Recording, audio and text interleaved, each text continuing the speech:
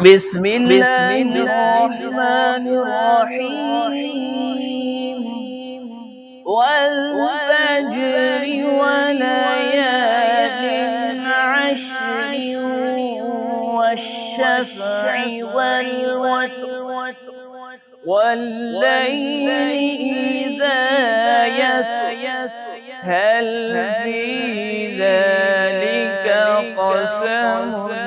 لذي حجر ألم تر كيف فعل ربك بعاد إرم ذات العماد التي لم يخلق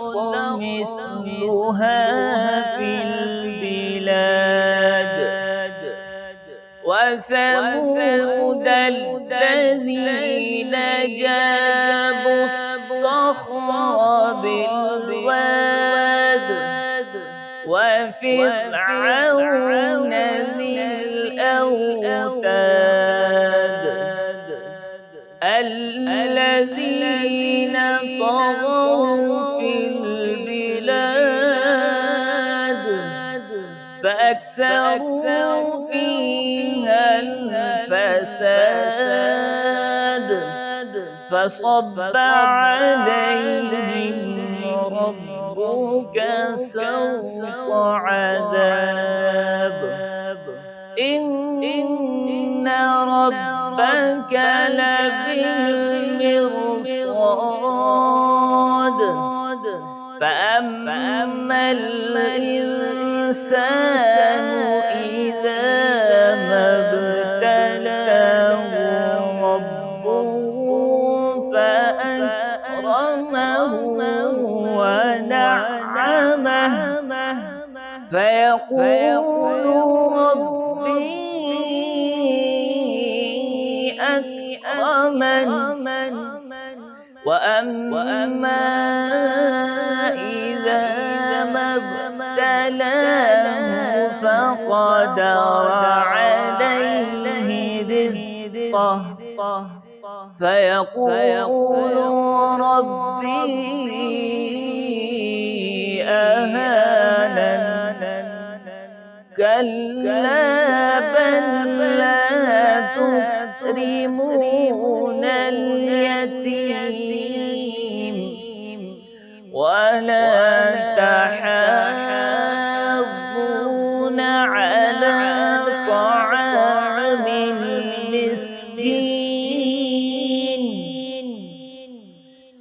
وتأكلون التراث أكلا لما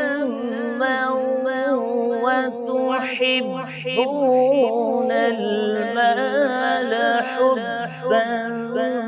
جما كلا إذا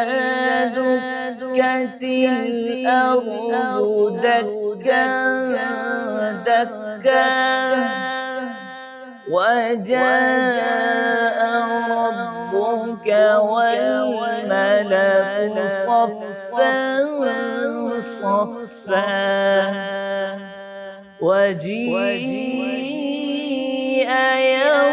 يومئذ بجهنم يومئذ يتذكر الإنسان وأنى له الذكرى يقول يا ليتني قدمت لحياتي فيومئذ لا يعذب عذابه أحد ولا يوثق وثاقه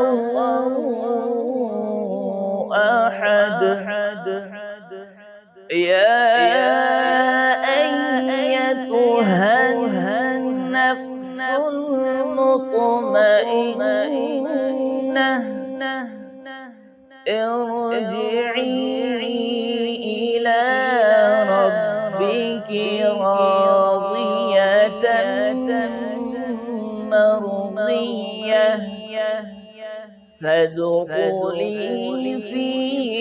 عبادي وادخلي جنتي.